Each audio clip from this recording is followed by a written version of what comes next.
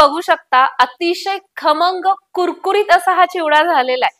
दिसताना तर अप्रतिम दिसतोच आहे हो, पण खाताना सुद्धा तशाच पद्धतीचा कुरुम कुरुम आहे। कसा करायचा चला तर पाहूया। महाशिवरात्र स्पेशल झटपट असा आपल्याला बटाट्याचा चिवडा करायचा आहे, तर त्याच्यामुळे सगळ्यात अगोदर आपण गॅसवरती कढई ठेवली आहे, तेल ओतूया। तेल गरम होतंय तोपर्यंत इथं आपण अर्धा किलो बटाटे घेतलेत आणि हे अशा पद्धतीने आपण सोलून घेणार आहोत।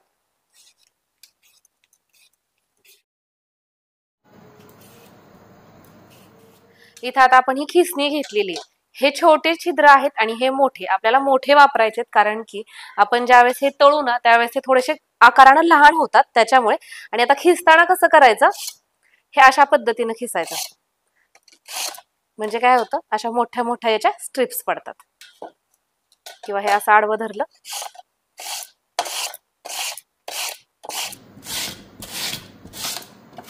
सगळे बटाटे खिसून झाले, तुम्ही बघू शकता छान अशा याच्या स्ट्रिप्स किंवा खिस तुम्ही याला म्हणू शकता पडलेल्या।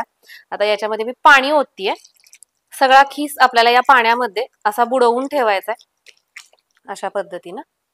आपले बटाटे खिसून होत होते तोपर्यंत आपण तेल गरम करण्यासाठी ठेवलेलं। आपल्याला काय करायचंय, तेल चांगलं गरम करून घ्यायचंय आणि इकडे हा जो खिस आहे ना तर तो अशा पद्धतीने एकदा स्वच्छ धुवायचा, असा हाताने तो पिळून घ्यायचा, म्हणजे ह्यातलं जे पाणी आहे ना ते सगळं निथळून जाईल। आणि त्याच्यानंतर अगदी काळजीपूर्वक गॅसचा फ्लेम आता मी कमी केलेला आहे आणि अशा पद्धतीने पसरवायचा आहे। तेलाचं तुम्ही बघू शकता अशा पद्धतीने त्याला बबल्स येतात, थोडंसं बेता बेताने टाकायचं, हलवूयात।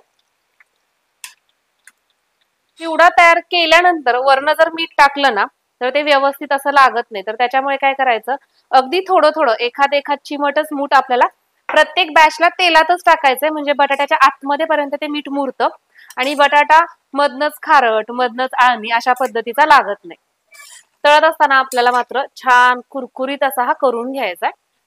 साधारण एक 2 मिनिटांचा वेळ लागतो एका बॅच साठी। तर तुम्ही बघू शकता याला आता अजिबात बबल्स येत नाहीये आणि बटाटा सुद्धा सुरुवातीला ज्या साईजचा होता त्या साईजचा राहिलेला नाहीये, हलका असा तो बारीक झालेला।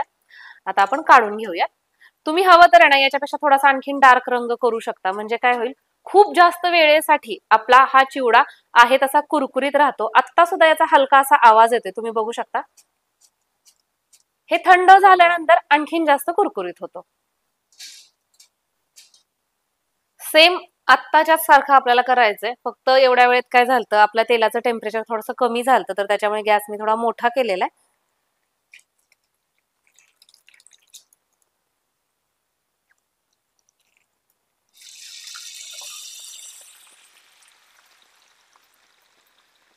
सेम मगाच्याच प्रमाणे आता आपण मीठ टाकूयात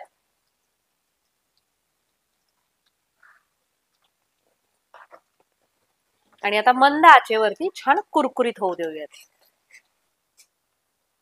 सेम अशाच पद्धतीनं आपली दुसरी देखील बॅच तयार झाली आहे।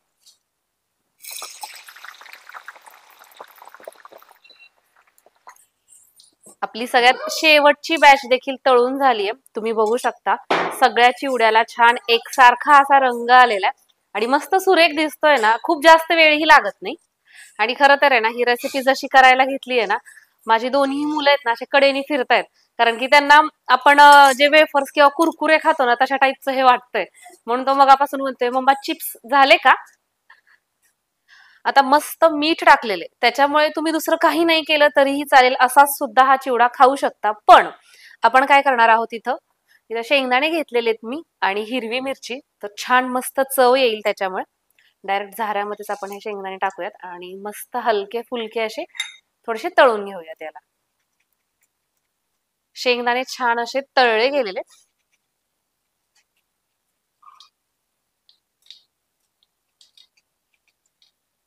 मी हिरवी मिरची घेतलीये, तुम्ही तुमच्या चवीनुसार घेऊ शकता, जास्त कमी किंवा नाही वापरली तरीही चालेल।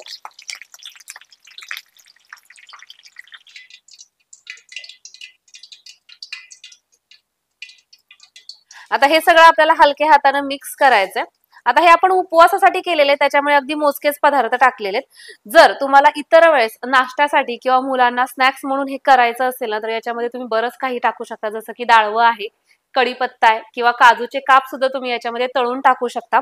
हा तिखट चिवडा आपण केला. याच्या व्यतिरिक्त तुम्ही याला मिरची टाकायची नाही आणि याच्यामध्ये पिठी साखर भुरभुरायची, तर तशा पद्धतीचा गोड चिवडा सुद्धा करू शकता.